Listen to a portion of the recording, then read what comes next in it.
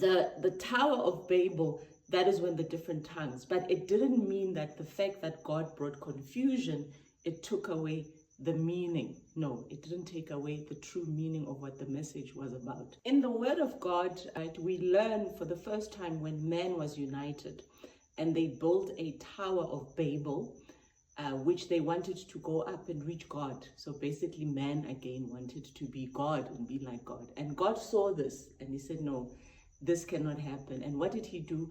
So the song ESIPHAMBANWENI, which is Msalabani in Swahili, or on the cross or at the cross in English, is simply a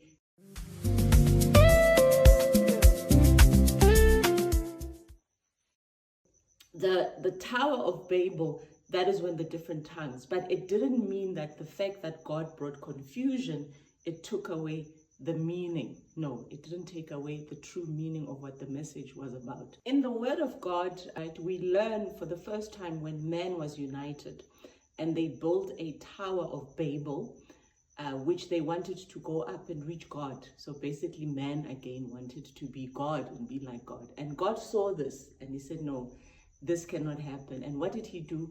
So the song ESIPHAMBANWENI, which is Msalabani in Swahili, or on the cross or at the cross in English, is simply a